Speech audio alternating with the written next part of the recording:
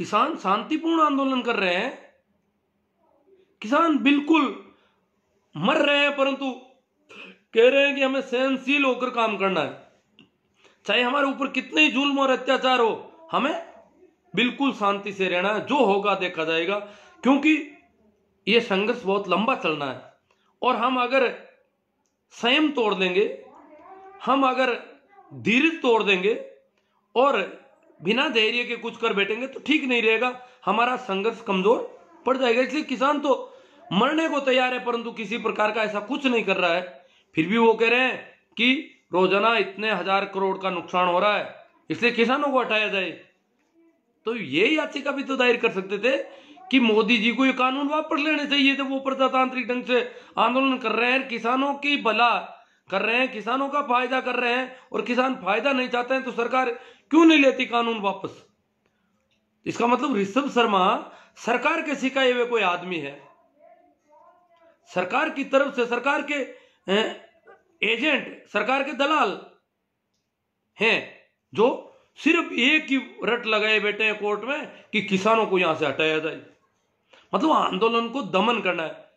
अभी 3-4 दिन पहले ही इस बात की शुरुआत हो गई थी कि कोरोना और किसान कोरोना के प्रति सजग नहीं है, और किसान तबलीगी जमात वाली कंडीशन खड़ी कर देंगे। ऐसा तबलीगी जमात से किसान आंदोलन को जोड़ने का प्रयास शुरू हो गया। कोर्ट ने शुरू में कहा था कि भाई किसान संवैधानिक ढंग से कर रहे हैं, इसलिए इनका विरोध नहीं किया जा सकता, इनको हटाया नहीं जा सकता, परंतु वो एक कोर्ट ने किसानों की सहानुभूति ली है। बाकी कोर्ट जो है वो किसानों के साथ अब कुछ गड़बड़ भी कर सकता है। कानूनों में कई इधर उधर का मामला हो जाता है, तो ऐसा कुछ हो सकता है। कोर्ट किसानों के प्रति अगर संवेदनशीलता नहीं दिखाए, क्योंकि किसानों के इतनी टीम वहां खड़ी नहीं है, और एक तरफा कुछ हो जाए तो बड़ा दुखद हो सकता है। तो ऋषभ शर्मा जी तो प्रयास कर ही रहे हैं, और अब हमें आप लोगों से मेरा निवेदन यह था कि आप इसे ज्यादा से ज्यादा शेयर करें। दुश्मन को पहचान अभियान, अगर इस आंदोलन में 3-4 महीने के आंदोलन में इतने लोगों की शहादत के बाद भी किसान वर्ग अपने दुश्मन को नहीं पहचान पाया, मजदूर वर्ग अपने दुश्मन को नहीं पहचान पाया, देश का जन सामान्य अगर अपने दुश्मनों को नहीं पहचान पाया तो कब पहचान पाएगा? और ये सोशल मीडिया, हमारे पास इतना बड़ा मीडिया है, इतना बड़ा प्लेटफॉर्म है, तो हम ऐसी चीजों का ज्यादा से ज्यादा प्रसारण करें ताकि लोगों में दुश्मन की पहचान बढ़े, और दुश्मनों को मदद हम नहीं करें। हमारा जो पैसा है वो दुश्मनों के पास नहीं जाए, वो अगर दुश्मनों के पास जाता है तो हमारे ही विरोध में काम आएगा, ये निश्चित है। तो मैं चाय आ गई थोड़ी सी, देख लेता हूं इसको।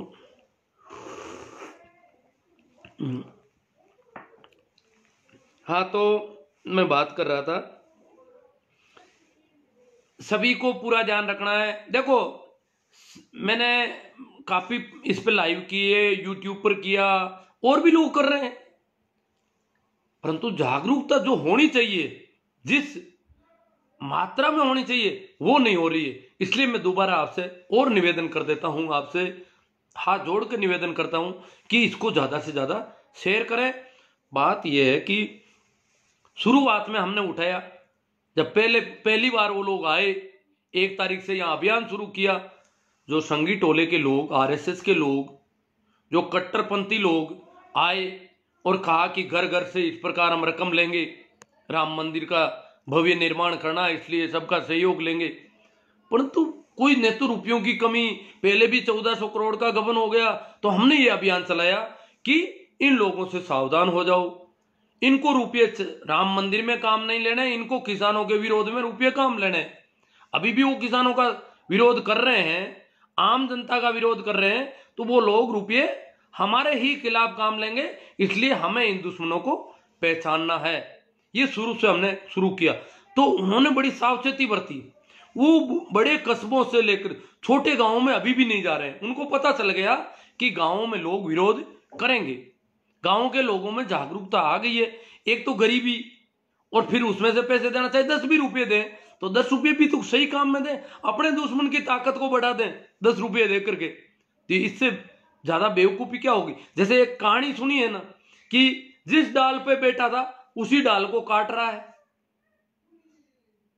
तो हम किसान को ही काटेंगे। अगर किसान की मेहनत से किसान कटेगा तो ये क्या है। किसान को काटने वालों को अगर हम सहयोग देंगे तो बहुत बड़ा हो जाएगा हमारा। हम कमजोर पड़ जाएंगे, बहुत ज्यादा कमजोर पड़ जाएंगे कि हमारी ताकत हम उनको दे रहे हैं। हमने कभी न तो हम मंदिर का विरोध करते हैं, नहीं हम धर्मों का विरोध करते हैं, जो भी है हिंदू मुस्लिम जो कुछ है हम किसी का भी विरोध नहीं करते। और धर्म इन मंदिरों में, मस्जिदों में, इन बिल्डिंगों में, इन मकानों में है भी नहीं। धर्म आदमी के अंतरतल की स्थिति है, अंतस की स्थिति है, आदमी के हृदय का मामला है। ये इन भव्य इमारतों में नहीं है। अगर इमारतों में होता तो भर्तरी मेल छोड़ करके जंगल में नहीं जाते। धर्म आदमी के अंतर की खोज है। इसलिए किसी भी धार्मिक व्यक्ति को कभी ऐसी बिल्डिंगों की जरूरत नहीं पड़ी, किसी मंदिर मस्जिद में जाने की जरूरत नहीं पड़ी। जितने भी धार्मिक व्यक्ति हुए हैं वो कभी मंदिरों में, मस्जिदों में, गिरजों में, चर्चों में नहीं जाते। ये सब एक तरह से देखा जाए तो व्यवसाय है। अब जब इनका व्यवसाय मंदिर है और जो मंदिर का व्यवसाय करता है, मंदिर के नाम से कमाई करता है, इनकम करता है, मंदिर से लोगों को देता पता नहीं क्या पर लेता जरूर है, उसका व्यवसाय वो अपने व्यवसाय को पनपा रहा है और किसान के बेचारे के व्यवसाय को दबाने में लगा हुआ है।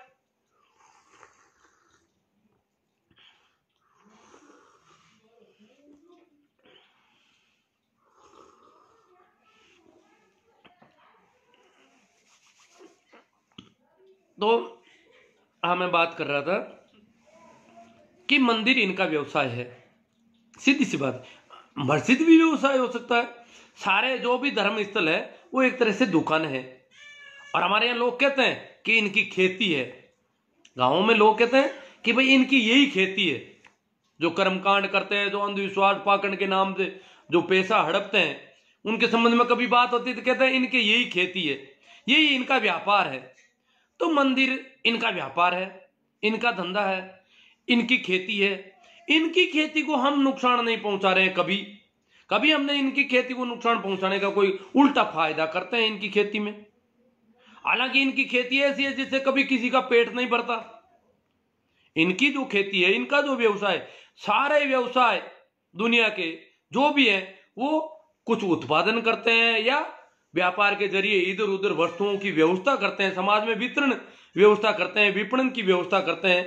परंतु इनका व्यवसाय ऐसा है, देना लेना कुछ नहीं।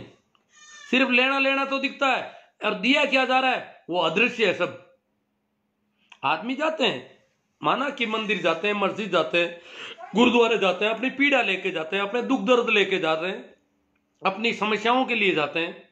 तो वहां उनको एक ढांढस बताया जाता है कि तू इतना रुपया दे दे और तेरा ये दुख दूर हो जाएगा। अब दुख दूर होगा नहीं, वो रुपये दे करके वो सोचता है मेरा दुख दूर हो जाए। रुपये, प्रसाद, कुछ भी अनाज वगैरह जो भी देता है वो दे देता है और वो उसके प्रतिफल में उसके दुख दूर करने का या उसके बिजनेस में फायदा करने का एक हवाई मामला कर देता है। तो ये अब सबको पता चल गया कि सब धोखा है, सब इतना नकली व्यापार है, इतना नकली व्यवसाय, इतना नकली बिजनेस है। और वो लोग किसानों को नकली किसान कह रहे हैं जो इस प्रकार का नकली बिजनेस करते हैं, देते कुछ नहीं और हड़प लेते हैं, लोगों का शोषण कर लेते हैं। वो लोग किसानों को नकली किसान कह रहे हैं। कितनी दुखद बात है। समझना पड़ेगा कि ये हमारी दुश्मनी क्यों कर रहे हैं। आखिर हमने जब इनकी खेती को कभी नुकसान नहीं पहुंचाया तो ये हमारी खेती के पीछे क्यों पड़े हैं। हमने इसके व्यापार को कोई नुकसान नहीं पहुंचाया, इनके बिजनेस को कोई नुकसान नहीं पहुंचाया, जो दुनिया का सबसे गंदा बिजनेस है। इससे कोई किसी को संतुष्टि नहीं होती।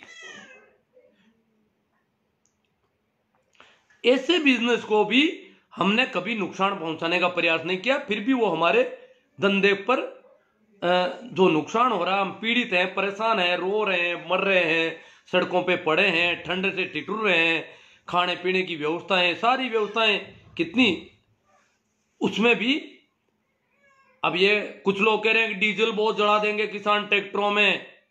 तो भैया मोदी जी से बात करो ना कि किसान डीजल ज्यादा जला रहे हैं। किसान जो डीजल जला रहे हैं ट्रैक्टरों में, डीजल अभी 35,000 ट्रैक्टर, भास्कर की रिपोर्ट में था कि 35,000 ट्रैक्टर इस जो कुंडली मानेसर पलवल हाईवे है, एक्सप्रेस वे, या कुंडली गाजीपुर पलवल, जो भी दिल्ली के चारों ओर का, उसमें 35,000 ट्रैक्टर पहुंच गए थे लगभग। तो 35,000 ट्रैक्टरों में तो डीजल काफी जलता है। और वो अब इनके पास, इनकी आईटी सेल के पास मुद्दा मिल गया कि इतने ट्रैक्टर डीजल जला रहे हैं, फिर मोदी जी को कहेंगे कि डीजल महंगा हो रहा है, डीजल खेती में काम लेना चाहिए कि इस प्रकार ट्रैक्टरों को चलाया जाना चाहिए। तो भैया मोदी जी से कह दो कि इनके कानून वापस कर लो, इनको फायदा नहीं देना है, इनके लक्षण ही नहीं है किसानों के फायदा देने के। तो उनसे तो तुम कहते नहीं, इनको क्यों दबाते हो बेचारों को? इन्होंने ऐसा क्या कर दिया, तुम्हारा क्या नुकसान किया? क्या तुम्हारे मां बाप को कुछ किया? क्या तुम्हारी मां को मार दिया कभी? क्या अपराध किया इन्होंने जो इनको दबाने की कोशिश हो रही है सारी की सारी, कि डीजल जला रहे हैं। अब डीजल तो और जल रहा है, हर गांव में 10-10 महिलाओं को ट्रैक्टर चलाने की ट्रेनिंग दी जा रही है, तो ट्रेनिंग में डीजल जल जाएगा काफी। तो जब उनको ट्रेंड किया जा रहा है, हालांकि वो बाद में ट्रेंड होगी तो खेती में भी ट्रैक्टर पे काम करेगी, अच्छी बात है, वो तो कोई बात नहीं। ट्रेंड जब भी कोई ड्राइविंग का होता है तो शुरू में डीजल जलता है, पर बाद में 1 लाख किसान, 1 लाख ट्रैक्टरों का टारगेट रखा है, तो 1 लाख ट्रैक्टर तो दूर दूर से भी आएंगे, डीजल और जलेगा। तो 26 जनवरी से पहले पहले, क्योंकि 22 जनवरी को ट्रैक्टर रवाना होने लग जाएंगे गांवों से, तो साहेब को कहो कि ये कानून वापस ले लो, ये जिद छोड़ो। किसान भी जिद्दी है, और किसान बहुत ज्यादा जिद्दी है, ये मर जाएंगे पर पीछे नहीं हटेंगे, ये उनको समझना चाहिए। ये जो पहले कहते थे ना बरगलाए, वो बरगलाए वाली, तब तो उनके भी बैठ नहीं रही है कि ये किसान तो जिद पकड़ लिया किसानों ने। अब कहते हैं किसान जिद क्यों कर रहे हैं? अभी भाई हमारे मदन जी दिलावर है राजस्थान से, पहले पूर्व मंत्री हैं राजस्थान के, तो उन्होंने तो बड़ा गजब का कि किसान बर्ड फ्लू फैला देंगे, किसानों की वजह से बर्ड फ्लू फैल रहा आंदोलन की वजह से। तो भैया इस बर्ड फ्लू की महामारी से निपटना है, इस बीमारी को फैलने से रोकना है, तो मोदी जी से निवेदन करो कि ये कानून वापस ले। क्यों इन किसानों को बेचारों को परेशान कर रहे हो? पहले ही बहुत दुखी हैं, 4 महीने से पड़े हैं, कहां पड़े हैं, कहां उनके भी घर बार होते होंगे, वो भी तो आदमी की औलाद है। किन परिस्थितियों में इस ठंड में इस गीली जमीन पर पड़े हैं? वो कोई महलों में नहीं रह रहे हैं, इस गीली जमीन पर रह रहे हैं। और ये व्यवस्थाएं, ये ठंडे पानी की, गर्म पानी की, नहाने की, धोने की, खुले में नहाना, ये जो व्यवस्थाएं, उनके अंदर वो बैठे। सरकार को तो चाहिए कि वो किसानों के लिए तुरंत व्यवस्थाएं करें। किसान इस देश के नागरिक हैं। अगर दुश्मन देश के नागरिक भी विकट परिस्थितियों में हो, मौसम के सताए हुए हो, विपरीत परिस्थितियों में हो, तो उनकी मदद की जाती है, ये पूरी दुनिया का उसूल है। परंतु यहां तो उनको श्रद्धांजलि देने में भी 8वीं मीटिंग में जाकर के श्रद्धांजलि दी गई किसानों को, जो शहीद हो गए, 50 से ज्यादा जब शहीद हो गए, तब जाके इनको श्रद्धांजलि देने की सूझी कि इनको श्रद्धांजलि दे दी जाए। अब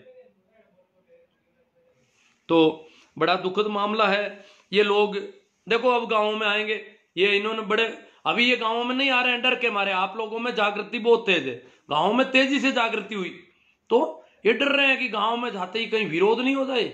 और एक गांव में विरोध हो गया, गांव में वैसे भी गरीब लोग हैं, क्यों पैसे खर्च करें बिना मतलब, और दुश्मन को पैसे क्यों दें?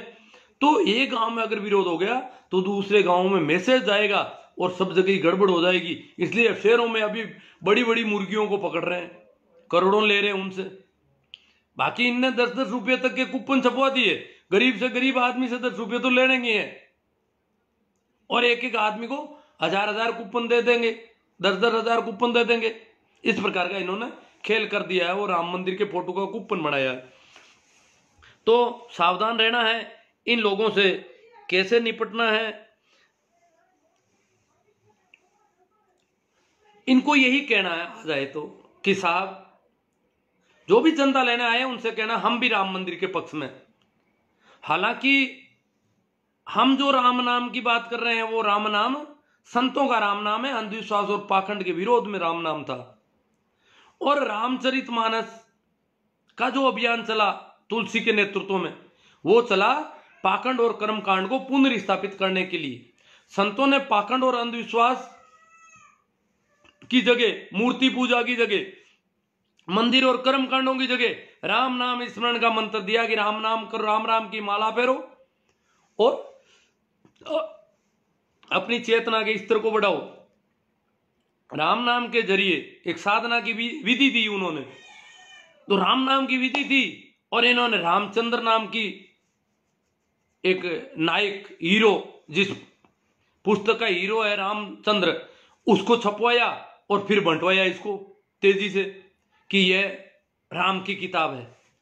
और राम नाम था, सिर्फ राम नाम, राम राम राम राम, ईश्वर को याद करने की विधि थी, टेक्निक थी, एक मेडिटेशन का ढंग था। उसकी जगह इन्होंने रामचंद्र प्रतिस्थापित किया विकल्प के तौर पर।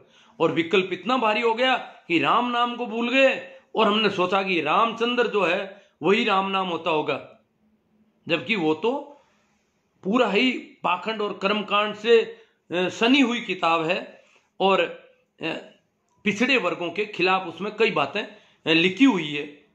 इसलिए अगर देखा जाए तो ये राम मंदिर का आंदोलन भी निचले तबके के खिलाफ रहेगा।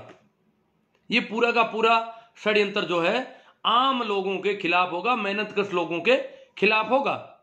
और जो ये मंदिर का काम कर रहे हैं यही लोग राजनीति में इन्वेस्टमेंट कर रहे हैं, राजनीति में धन दे रहे हैं। ये जो एमएलए खरीदे जा रहे हैं ये सब उसी ग्रुप से होंगे, क्योंकि आरएसएस मुख्य संगठन है इसका और उन्हीं का एक राजनीतिक संगठन बीजेपी है।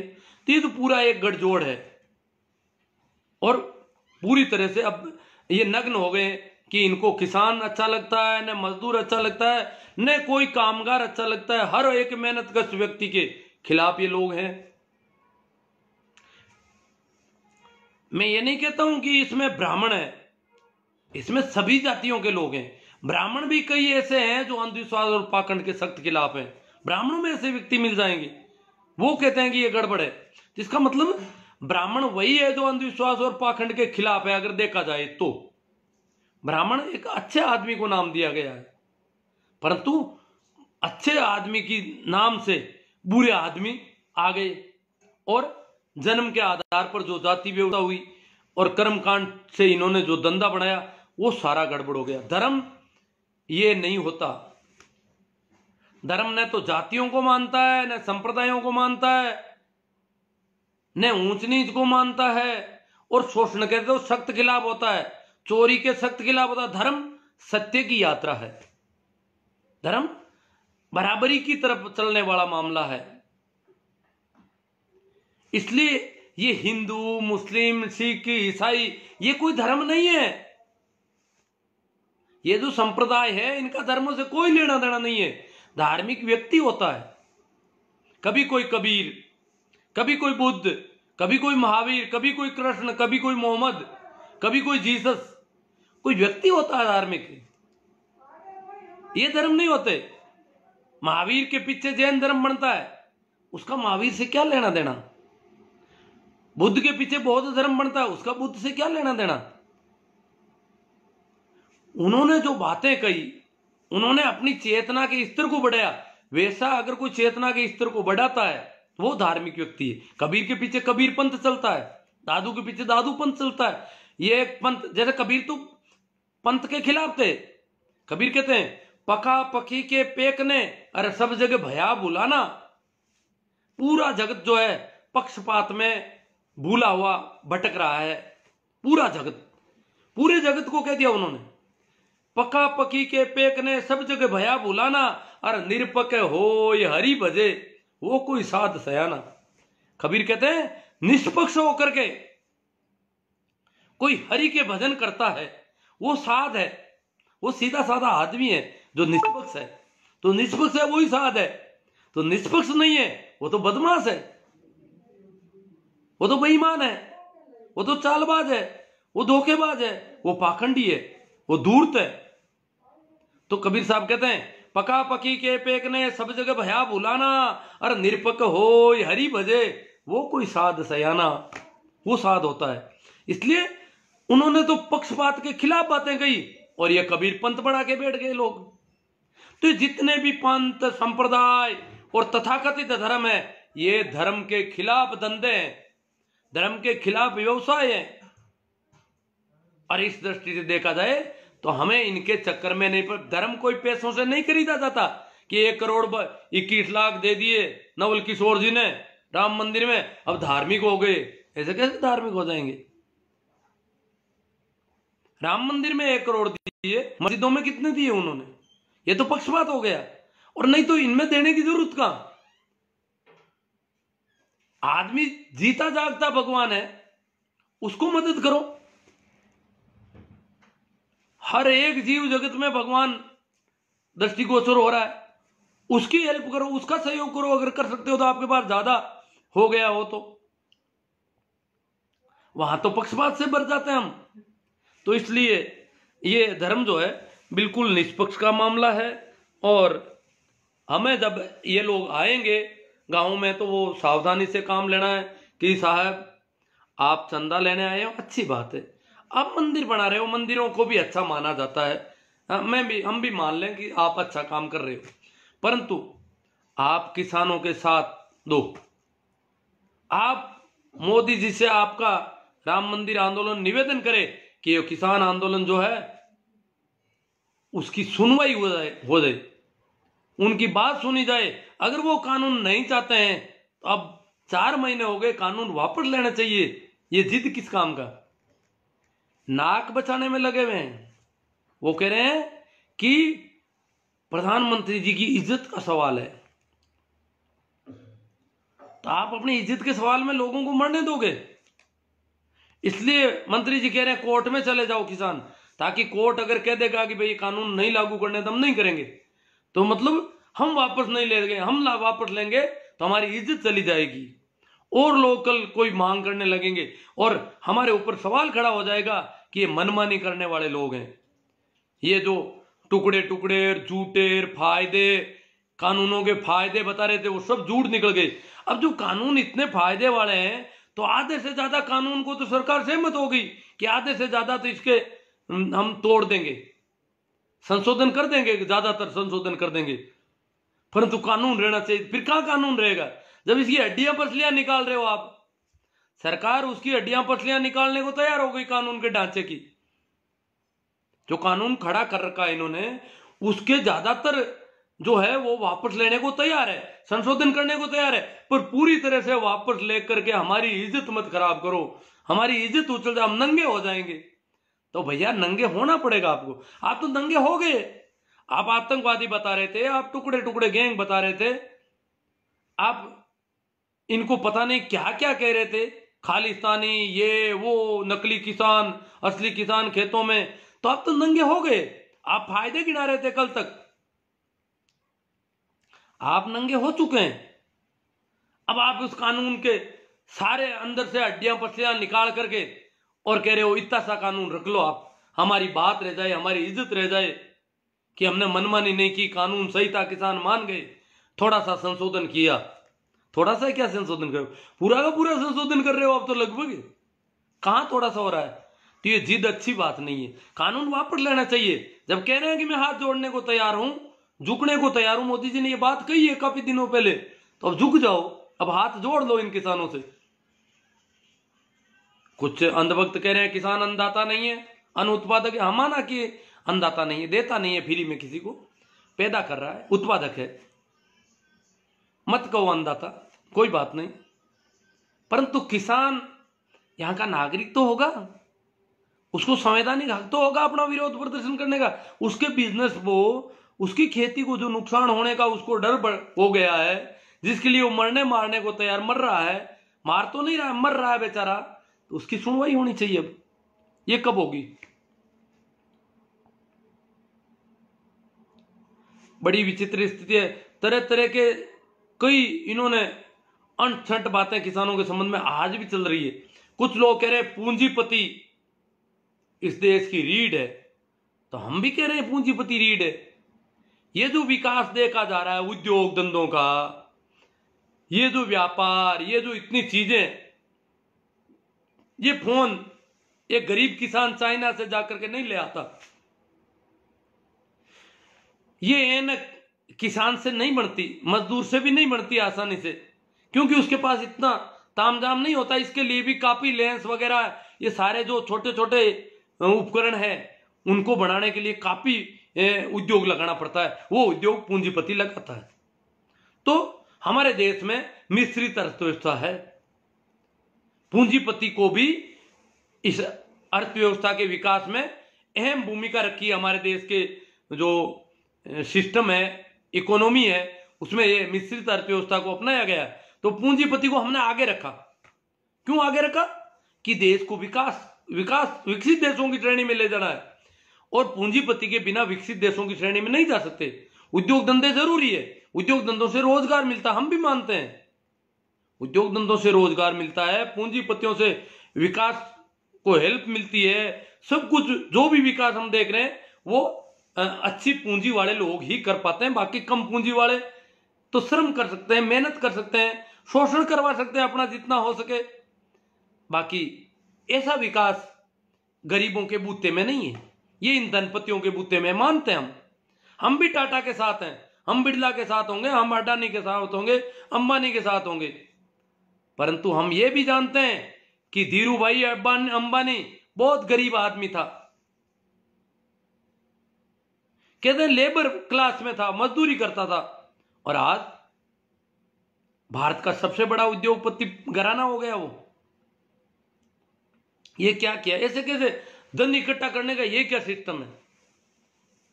दुनिया भर में जितने भी पूंजीपति है, जितने भी धनेडे लोग हैं, उनका सिस्टम है कि एक भी विकसित देश का पूंजीपति इस प्रकार बुरी तरह से हड़पने का काम नहीं करता। उल्टा अपनी पूंजी का बहुत बहाव करता है आम लोगों के सहयोग में। यहां पर आम लोगों का केवल शोषण होता है। दुनिया के लोग अचरज कर रहे हैं कि भारत के पूंजीपति बड़े निष्ठुर हैं, हड़पने में लगे रहते हैं, शोषण ही शोषण करते हैं, धन का अंबार लगा देते हैं, परंतु कभी सहयोग के, भलाई के काम, ढंग के काम कभी नहीं करते। जो जनता से सरोकार रखने वाले काम है, जो आम जन को सहयोग देने, उनको ऊंचा उठाने के काम है, उसमें इनका इन्वेस्टमेंट बिल्कुल नहीं है, इनका कोई हिस्सा नहीं है। ये कैसे पूंजीपति है इस देश के पूंजीपति? आपकी जानकारी के लिए बता दूं कि दुनिया में सबसे ज्यादा कंजूस पूंजीपति भारत का पूंजीपति है। भारत का पूंजीपति कभी वेलफेयर के काम नहीं करता, थोड़ा दिखावा करता। हम सोचते हैं ये तो बहुत दान पुण्य कर रहे हैं, वो कर रहे हैं, वो मंदिरों मस्जिदों में उधर देता होगा। सोशल वेलफेयर, जो जनता की सहायता के जो काम होने चाहिए, वो यहां का पूंजीपति नहीं करता। और धन में से यहां के पूंजीपति का धन, ऐसी कंडीशन है कि अनेक पूंजीपतियों का धन प्रति वर्ष दुगुना तिगुना होता है, प्रति वर्ष दुगुना तिगुना 10 गुना यहां तक बढ़ रहा है। बहुत बड़ा धन है, उसको दुगुना करने में कितने वर्ष लगने चाहिए, पर वो नहीं हो रहा है, वो तो 1 साल में ही दुगुना। इतना बड़ा धन है, उसको 1 साल में दुगुना कर देना कोई छोटी बात नहीं है। छोटा धन होता है तब तो ये 100 गुना बढ़ाते हैं 1 साल में, 1000 गुना तक बढ़ा देते हैं, पर बहुत बड़ी संपत्ति को भी अगर ये दुगुना बढ़ा देते हैं 1 साल में, तो ये बड़ी सोचने वाली बात है। यहां का पूंजीपति अड़ोस पड़ोस के गरीबों को देखता है और वो सोचता है मैं गरीब नहीं हो जाऊं, इसलिए यहां का पूंजीपति सबसे कंजूस पूंजीपति है दुनिया का। उसको तो यही डर है मैं वापस सड़क पर नहीं आ जाऊं कहीं, क्यों? पास में गरीबों को देख रहा है। बाकी इस प्रकार की कंजूसी विकसित देशों में नहीं पाई जाती। वहां लोग पैसे खर्च करने के मामले में इतने कंजूस नहीं है जितने यहां के लोग हैं। कारण कि यहां बहुत ज्यादा गरीबी देखी जाती है, अड़ोस पड़ोस में भिखमंगे दिखते हैं चारों ओर, तो उसको डर लगता है कहीं मैं ऐसा नहीं हो जाऊं। वहां तो ऐसा कोई दिख नहीं रहा है, वो सोचते कम थोड़ी पड़ते हैं, किसी के पास कम नहीं है तो मेरे पास कम कैसे पड़ेगा धन। यहां तो इतना बड़े बड़े पूंजीपति हैं, दुनिया के बड़े पूंजीपतियों में भारत के बहुत सारे पूंजीपति हैं, और वो भी ये डर लग रहता है उनको कि मैं गरीब हो जाऊंगा। और वहां सामान्य आदमी को डर नहीं रहता कि मैं गरीब हो जाऊं, क्योंकि वहां गरीब कोई दिख नहीं रहा है। तो यहां जो गरीब दिख रहे हैं इसकी वजह से यहां का पूंजीपति दिनों दिन कंजूस होता रहता है, कभी वो वेलफेयर के काम नहीं करता। तो इनको कौन सद्बुद्धि देगी कि तुम वेलफेयर, कह रहे हैं टैक्स देते हैं हम, हमारा टैक्स खाते हैं किसान, हमारे टैक्स से पनप रहे हैं किसान। अरे भैया, शोषण कितना कर रहे हो तुम, कैसे टैक्स देते हो, कैसे टैक्स चोरी करते हो, ये सारी बातें भी हम रोज देखते हैं। तुम उत्पादन कहीं करते हो, नए उद्योग को टैक्स फ्री करवाने के नाम पे नया उद्योग लगाते हो। सारा उत्पादन जो पुरानी इकाइयों से हो रहा है, जो उनकी पहले वाली इकाइयों से उत्पादन हो रहा है, वो सारा का सारा उत्पादन नई इकाई से बताया जाता है, और जनता से उसके लिए 10 साल की छूट लेते हैं, टैक्स फ्री रखी जाए हमारी इकाई, हम यहाँ उद्योग धंधा स्थापित करेंगे या रोजगार देंगे, इसलिए टैक्स फ्री रखी जाए। और जहां भी उत्पादन दूसरी जगह से हो रहा वो सारा यहाँ का उत्पादन बता दिया जाता है। ये क्या कर, कितनी बेईमानियां यहाँ होती है, बेईमानी से भरा हुआ सिस्टम है यहाँ का उद्योगों का, अगर देखा जाए तो काफी बातें हो गई होगी शायद मेरे हिसाब से। तो मेरे कहने का मतलब है हम पूंजीपतियों के खिलाफ नहीं है, हम राजी हैं पूंजीपतियों, उनको पनपाओ, परंतु किसान आशंकित है, किसान डरा हुआ है कि उसकी जमीन चली जाएगी, और निश्चित तौर से चली जाएगी। जो कानूनों को किसानों के विशेषज्ञों ने जो देखा है उनमें साफ दिख रहा है कि मंडियां अगर खत्म होगी, मंडियां खत्म होगी। जब बिना टैक्स के बाहर खरीदा जा सकता है तो मंडियों में कौन आएगा, मंडियों का व्यापार ठप हो जाएगा, तय है, ये ज्यादा दिन नहीं चलने वाला। हाँ, शुरुआत में हो सकता है कि किसानों को कोई फायदा भी मिल जाएगा कहीं, परंतु आखिर किसान जिस सिस्टम से ठीक हो रहा था वो सारा सिस्टम तोड़ा जा रहा है। तो बाकी वाले किसानों को तो पता ही नहीं है यार, गरीबी भी है, किसान खुद कमजोर है उसको पता ही नहीं। अब जैसे मारवाड़ के किसान को ले ले, यहाँ कौन सा उत्पादन होता है, किसान तो खुद का पेट भरने लाइक उत्पादन करता है बेचारा, तो वो कोई बहुत बड़ा बेचने वाला है ही नहीं, उसके पास जिनसे ही नहीं है बेचने की इतनी। जो किसान अच्छे उत्पादन करते हैं उनको पता चल गया कि ये मामला हमारे साथ गड़बड़ घोटाले का होने वाला है। तो काफी बातें हो गई शायद, अब मैं आपके जो कमेंट आए हैं उन पे थोड़ी चर्चा कर लूं। शेयर तो आप कर रहे हैं शायद, शेयर करते रहना, इसमें पीछे नहीं होना है।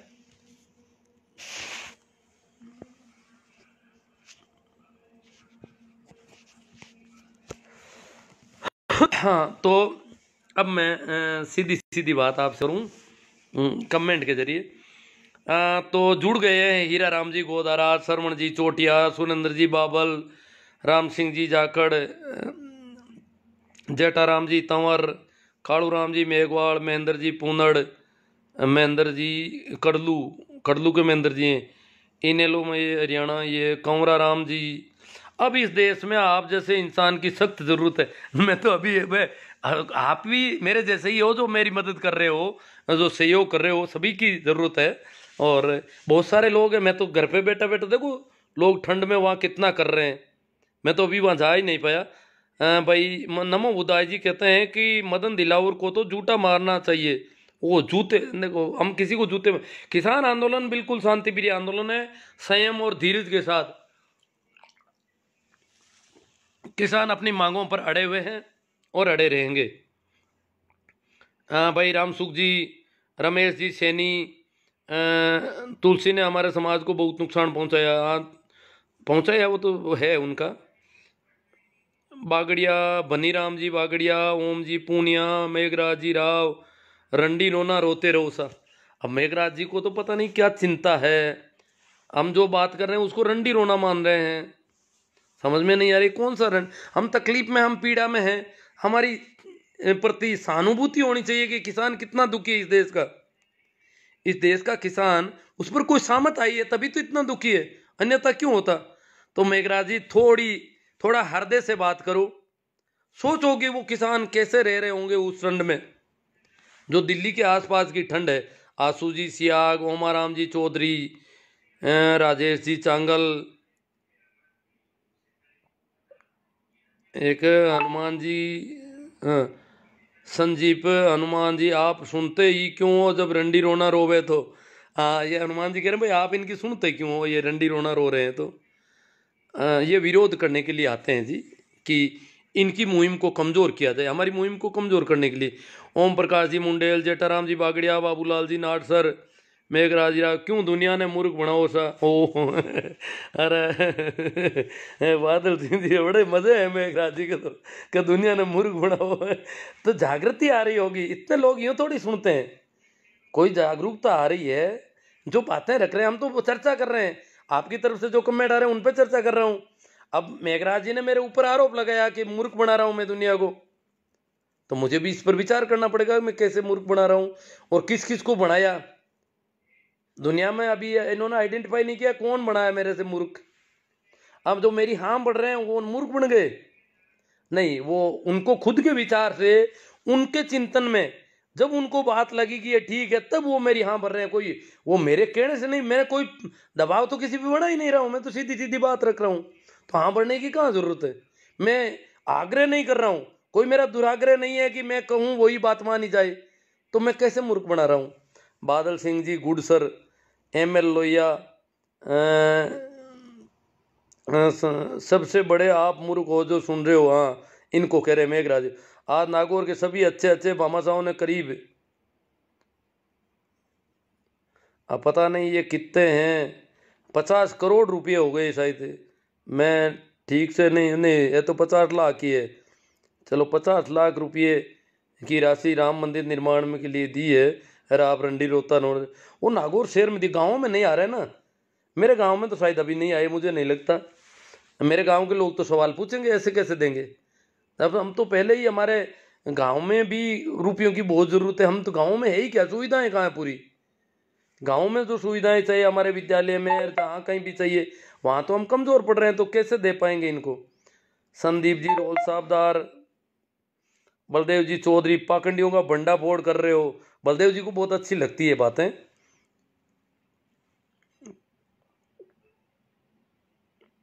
हाँ, इनोले में हरियाणा इन्हें लोग के हैं, वो कह रहे तू घना समझदार है भाई, तुम ना बनियो मूर्ख। हाँ, जेठाराम जी बागड़ा, जय हो। पंथ संप्रदाय मानवता को बांटता है, सीधा सरल होना ही सच्चा धार्मिक होना है। हाँ, ये क्या कि धार्मिक प्रवृत्ति के हैं भाई बागड़िया साहब, तो इनको धार्मिक जब बात आती है आध्यात्म से संबंधित, तो इनको अच्छा लगता है। नमो बुद्धाय। उनको अब वो मेघराज जी को कुछ लोग कह रहे हैं, तो अब है दीपक जी कुमावत, BL लोहिया, बेबाग आवाज, Hamid Khan, wonderful outstanding, Om Prakash ji Chaudhary, choice में पूरा कर देंगे, SK चौधरी, जय किसान जय जवान, हिटलर साई लोहिया जी, हक की आवाज, गुड सर जी, राम सुखबीर पांचोड़ी, जेठाराम जी, किसान आंदोलन के समर्थक ही असली धार्मिक है, कट्टरपंथ लकीर पीटना मात्र है अंधाता की यह दशा पूंजीवाद के कारण ही है। हाँ, गणपति डूडी, बाबूलाल जी नाट सर, झोला उठा कर चल दूंगा। हाँ, ये बाबूलाल जी नाट सर उनका कह रहे हैं, झोले वाले बाबा का। CP शर्मा साहब, ये उधर भी ऐसा सोच रहे हैं कि हमारा कौन क्या बिगाड़ देगा, गलतफहमी में ना रहे, सरकार की सहानुभूति को कमजोर ना समझें, पिछवाड़ा लाल कर देगा कानून का डंडा जब चलेगा, किसी को दिखाने लायक भी नहीं बचोगे। हाँ शर्मा जी, हम जानते हैं कि किसानों के साथ ऐसा किया जा सकता है, अभी विचार कर रहे हैं मोदी जी। मोदी जी बहुत ताकतवर है, परंतु किसानों के ऊपर बल प्रयोग करने से पहले उनको बहुत विचार करना है। सीधा तो वो कर ही नहीं पाएंगे, कोर्ट का बहाना लेंगे, कई और जब बहाने इकट्ठे हो जाएंगे, किसानों को बदनाम भी करेंगे, अभी कोशिश कर रहे हैं, और जब इतना कर लेंगे तब जाके ये पिछवाड़ा लाल करेंगे किसानों का। हालांकि पहले भी कोई पिछवाड़ा लाल करने में कमी नहीं रखी है, जो भी करेंगे, किसान तो मरने के लिए तैयार है बेचारा, किसान आपका सामना, शर्मा जी आपका सामना नहीं करेगा किसान। कई जगहों पर ये शर्मा जी जैसे लोगों ने गृह युद्ध की सी स्थिति कर दी है हरियाणा में, आपस में लड़ रहे हैं, किसानों के सामने खड़े कर रखे हैं इन्होंने आदमी लड़ने के लिए कि किसान आवे तो उनसे लड़ो गाँवों में। इस प्रकार ये आपस में भड़का रही है। अभी तो सरकार खुद के पास सरकार की कमजोरी है, तभी तो आपस में भड़का रही है। वो सोच रहे हैं कि आपस में दंगे भड़क जाएं तो फिर हमारे पास बहाना मिल जाए। मेरा सर आपके गांव में चलो रामेश्वर लाल जी कसवा, आपके विचार अनुकरणीय है। जेठाराम जी बागड़े असली देवता किसान है, नमन है हमारा शक्कर देव। कमलेश जी लिम्बा, ML लोहिया 20 लाख करोड़ रात पैकेज का क्या हुआ। हेतराम जी गोदारा डेलू, हाँ 20 लाख करोड़ तो बहुत बड़ी रकम। DR मेघवाल जी, कैसाराम जी चौधरी, राजेंद्र जी सियाग, जय किसान देव एकता, कैसाराम जी JD जाट, राजेंद्र जी, जेठाराम जी, भारत के पूंजीपति शोषक और पापी है, देश के सबसे बड़े चोर हैं। हाँ विकास भले को चोरी बहुत करते हैं। रमेश ठाकर, वीरमाराम चौधरी 10 ग्रुप में शेयर किया है पोस्ट को, बहुत अच्छी बात है वीरमाराम जी, आपका धन्यवाद कि आप किसान आंदोलन में बहुत अच्छा योगदान दे रहे हैं। ये ऐसी पोस्टें शेयर करनी चाहिए हमें दिन भर। मेरी क्या आप देखते हो कानों से बिल्कुल बेकार, ये आंखें ऐनक से काम कर रही है, फिर भी दिन भर में कितना काम करता हूँ आप ताजुब करोगे। रात की 12-1 बजे से पहले नींद नहीं ले पाता हूँ, इतना मैं इन चीज़ों को देख रहा हूँ। घनश्याम जी सियोला, उकमाराम जी बेनीवाल, जेठाराम जी बागड़िया 2 नंबरी और पापी मंदिर बनाकर अपना धन पवित्र करना चाहता है। चौधरी विकास जी खालिया, रामेश्वर लाल जी गोदारा, नवल किशोर गोदारा जी ने राम मंदिर के लिए अगर करोड़ रुपए दान, करोड़ से ज़्यादा किए, 1 करोड़ 21 लाख या कुछ चेक था उनका, जो खबर आ रही है, और उन्होंने अपने एक भगवान को 1 करोड़ दिए हैं। तो गोदारा जी को सोचना चाहिए था कि हमारे देश में गरीब भगवान और बीमार भगवान भी जीते जागते हैं, उनको भी दान देना चाहिए था, जो कि उन्होंने नहीं दिए। मेरे विचार से गोदारा जी के दान का सदुपयोग मुर्दे भगवान की जगह जीते जागे भगवान, अजी वो तो अपने खिलाफ वालों को दे दिया, ये बड़ा नुकसान हो गया। दान भी क्या, दुश्मन को मदद कर दी, अब दुश्मन हमारे ऊपर और हावी हो जाएगा। किसानों का खराब दौर है, लोहिया जी कह रहे हैं। बारू राम जी, सही राम जी जाट, डीजल जलेंगे तो महिलाओं को आगे बढ़ने का मौका मिलेगा, और ये बहुत बड़ी बात है कि हम किसानों की खुशी की बात है कि महिलाएं फिर खेतों में ट्रैक्टर चलाएगी, ये देश का अच्छा संदेश जाएगा जी। रामकिशोर जी चौधरी, CR मेघवाल, मोदी भक्त नहीं समझते, दीवराया जी, जटाराम बिल्कुल असली पुण्य मिलता है, स्कूल अस्पताल में लगा देते। हाँ लगाने की तो बहुत जगह है जी, लगाने को तो ऐसी बहुत सारी महिलाएं जिनको जापे का सामान नहीं मिलता बेचारियों को। राजेंद्र जी मेघवाल बापे लगे रहे हो सर, जागरूकता जरूर है। अभी बिरलो का में कह रहे थे कि एक महिला इकलौती एकल महिला, उसके रहने के लिए छप्पर नहीं था, और वहाँ रणवीर सिंह जी रावणा और कुछ लोगों ने गांव का एक ग्रुप बना हुआ है, उन्होंने 1 लाख से ज़्यादा रुपये का एक छोटा सा 11x11 का एक कमरा तैयार कर दिया थोड़े ही दिनों में, उसको अंदर बिठा दिया। बाकी वो खुले आसमान के नीचे रह रही थी, जैसे वो किसान रह रहे हैं, एक गरीब महिला के लिए उन्होंने ऐसा कर दिया। तो ऐसे बहुत कर सकते हैं। रामनिवास जी जाकेड़ा, शंकरलाल जी मूंड, शंकराराम जी, अभिलेष जी मीणा, रमेश जी बेणीवाल, घनश्याम जी बिश्नोई, सुनीता जी मेघवाल, केकल राम जी सारण, हरिजी राम जी सारण, BL रोड़ा। हाँ सरकार किसानों को खदेड़ने की तैयारी कर रही है, 26 जनवरी से पहले तैयारी चल रही है। हाँ तैयारी है सरकार। 11 तारीख को कल क्या होता है, कोर्ट क्या करता है, सरकार को कोर्ट पर बहुत भरोसा है। किसानों को कह रहे हैं कोर्ट में चले जाओ। हम देखो गोपाराम जी खोत, CR मेघवाल, इनको मोदी जी मूर्ख बनाते हैं तो मजा आता है। हरजी राम जी सारण, बिल्कुल किसान बहुत दुखी है। सुमेर राम जी डुकिया, ग्रामीण किसान मध्य प्रदेश, AR इनानिया जोधपुर, गुडसर जी, मूला राम जी मेरिया, केल सारण मार्गदर्शक जी ऐसे ही जागरूकता करते रहो, आपको सैल्यूट करते हैं। किसान आंदोलन की तरह आपका ही ये जागृति का आंदोलन है एक प्रकार से। हाँ केवल शरण राव बड़े वजह के क्या नाम दे रखा इन्होंने, मार्गदर्शक जी।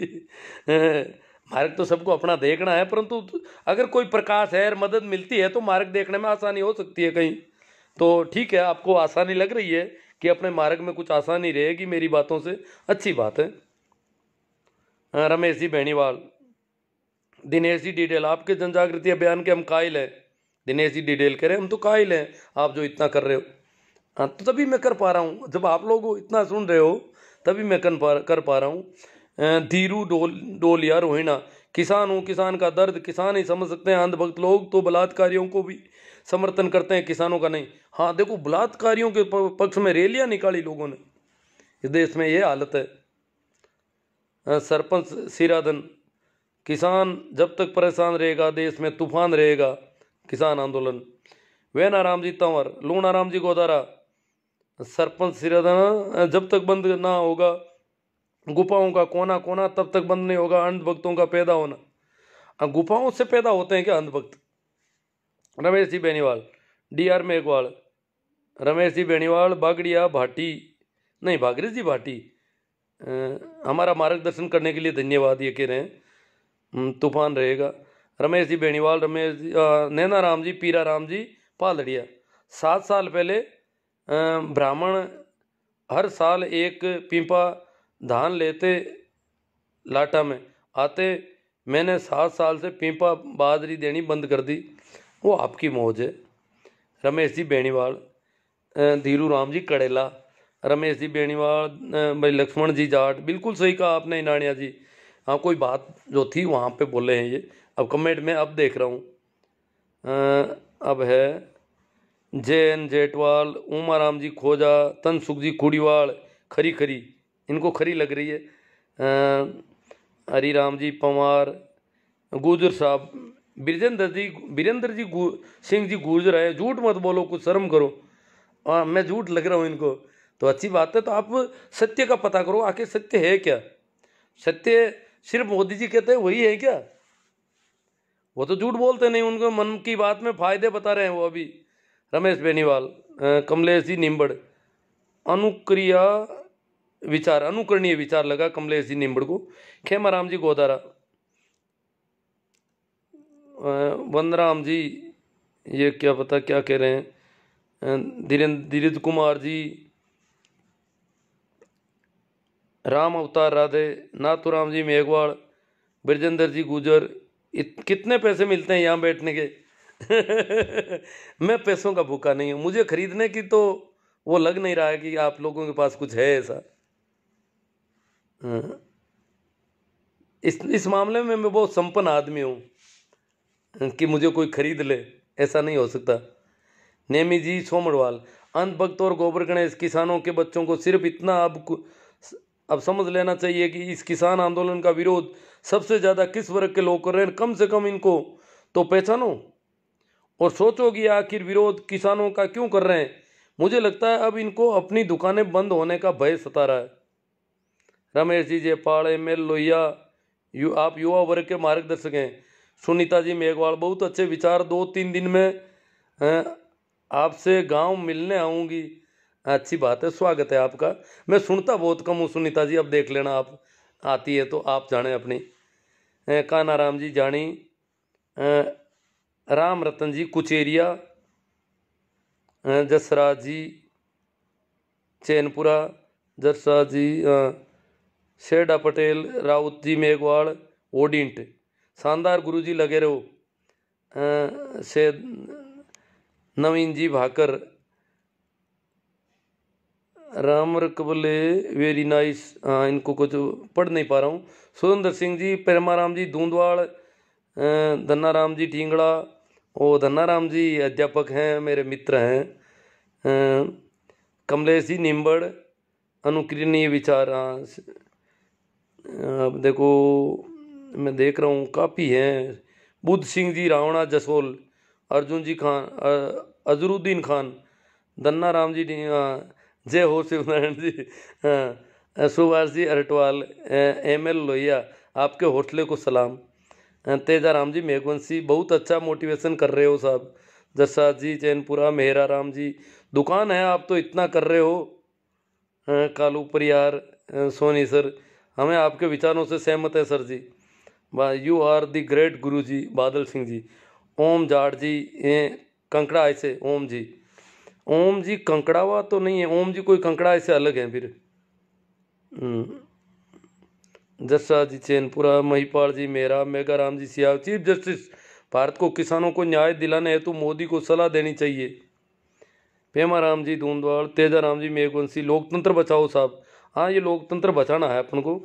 निर्मला जी कुड़ीवाड़, जस्सा जी चैनपुरा, पद्माराम जी, मांगीलाल जी भांबू, दुर्गा राम जी, सचिन जी, प्रेमाराम जी, जितेंद्र गोस्वामी, भगवान सिंह जी राठौड़ के, विश्वनाराम जी मुंडन, सोनाराम जी, बादल सिंह जी, और कई नाम तो वापस वही आ जाते हैं, कुछ वो जो खो गए पता नहीं। महेंद्र जी लटियाल कह रहे हैं आपके जज्बे को सलाम। सरवण राम जी शुक्रिया गुरु जी। तो बहुत सारे कमेंट सही है कि लोग बाद में, कुछ लोग कहते हैं कि हमारे कमेंट को आप जानबूझकर नहीं लेते हो, कि क्या बात है। हालांकि सबको पता है कि मैं जानबूझकर कोई कमेंट नहीं छोड़ता हूँ, विरोधी से विरोधी का भी लेने की कोशिश करता हूँ, क्योंकि कमेंट सबके लेने चाहिए। देवराज जी सिरोही, जसराज जी, दन्ना राम जी झमेला। तो ठीक है, काफ़ी बातें हो गई, शेयर आप कर रहे हो, उस सब के लिए मैं आपका आभार प्रकट करता हूँ। शायद कमेंट भी जो आने थे आ गए, तो इसलिए विदा लेने से पहले एक बार फिर आप सभी को मेरा प्रणाम, नमस्कार, राम राम। शेयर करें और YouTube चैनल को भी जितना हो सके ज़्यादा से ज़्यादा उसमें देखें।